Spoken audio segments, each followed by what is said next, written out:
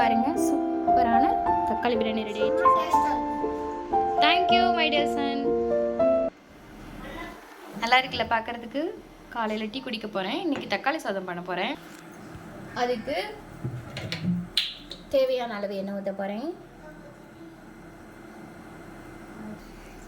ஏலக்காய், பெருஞ்சீரகம், 2 பல்லாரி. இன்ஸ்டன்ட் பிரியாணிக்கு சீக்ரெட்டான இன்க்ரீடியன்ஸ் என்னென்னா இஞ்சி பூண்டு கூட பெருஞ்சீரகம், உங்கள் உரப்புக்கு தக்கன பச்சை மிளகா, கொஞ்சோண்டு பட்டை, 2 கிராம்பு, அது கூட மல்லி புதினா போடுறேன். புதினா வந்து காஞ்ச புதினா தான் இருக்குன்ட்டு. இவ்வளோ தாங்க. இதை அரைச்சி ஊற்றினாலும் ரொம்ப டேஸ்ட்டாக இருக்கும். வாங்க நம்ம அரைச்சி எடுத்துக்கலாம். இங்கே பார்த்தீங்கன்னா சூப்பராக அரைச்சி எடுத்துக்கிட்டோம். இது அப்படியே ஊற்ற போகிறோம்.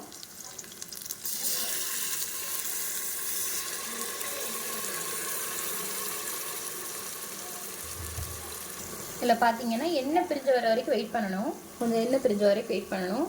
அதுக்கு முன்னாடி எடுத்து வச்சுருக்க தக்காளியை போட்டுக்கிறேன். போட்டு அப்படியே அரைச்சி எடுத்துக்கிற போகிறேன். தக்காளி அரைச்சி எடுத்துட்டோமா? இப்போ பார்த்தீங்கன்னா நல்லா வந்து எண்ணெய் பிரிஞ்சு வந்துருச்சு, தெரியுதா? இந்த நேரத்தில் நம்ம தக்காளி ஊற்றிடணும். அதில் 4 தக்காளி அரைச்சி எடுத்துருக்கேன். குழந்தைங்களுக்குனால நான் அரைச்சி போட்டுருவேன். பெரியவங்களுக்கு உங்களுக்கு முழுசாக வேணால் நீங்கள் கட் பண்ணி போடலாம், பொடிசாக கட் பண்ணி போடலாம். தக்காளி பிரியாணினால தக்காளி கொஞ்சம் அதிகமாக போட்டிருக்கேன். இப்போ பார்த்தீங்கன்னா தக்காளி நல்லா வெந்துருச்சு. இதில் 2 ஸ்பூன் வந்து தயிர் கலந்துக்கிறோம். தயிர் கலந்தீங்கன்னா ரொம்ப டேஸ்ட்டாக இருக்கும். நல்லா கிண்டி விட்டுக்கோங்க. நீங்கள் எந்த பொடி எதுவுமே போட தேவையில்லை, உப்பு மட்டும் போட்டுக்கலாம். நான் வந்து கல் உப்பு வந்து 1 ஸ்பூன் போடுறேன். இப்போது தேவையான அளவு தண்ணி கலந்துக்கலாம். நான் ஒரு 2 டம்ளர் அரிசிக்கு 4 டம்ளர் தண்ணி கலக்கிறேன்.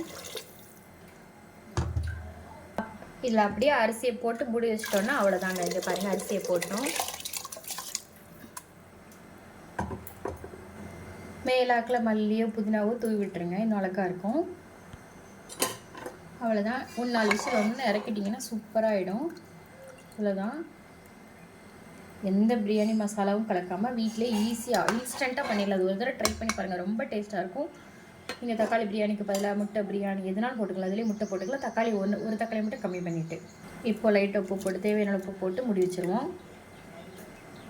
சிக்கன் பிரியாணி, மட்டன் பிரியாணிக்கு எல்லாமே இதாங்க, ஈஸியாக பண்ணிடுவீங்க.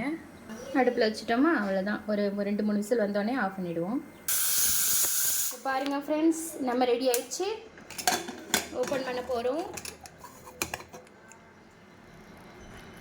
வாவ், சூப்பராக வந்திருக்கு. இதை குக்கரில் மாற்ற போகிறேன்.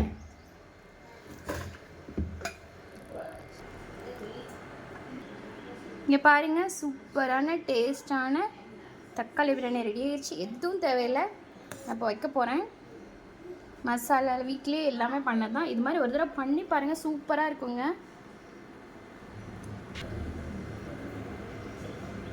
கூட பார்த்தீங்கன்னா தொட்டுக்க வந்து வெங்காயம் ரைத்தா வச்சுருக்கேன். வெங்காய பச்சடி வச்சு சாப்பிட்டு பாருங்கள். கொண்டாங்கோ. இங்கே பாருங்கள், சூப்பரான தக்காளி பிரியாணி ரெடி ஆகிடுச்சு. சாப்பிட போகிறாரு என் பையனுக்கு.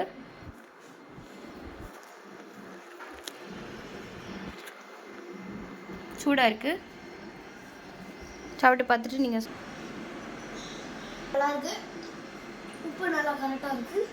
நல்லா இருக்கு. அப்படியா? உப்பெல்லாம் கரெக்டாக போட்டிருக்கேனா? கரெக்டாக இருக்கா டேஸ்ட்டு?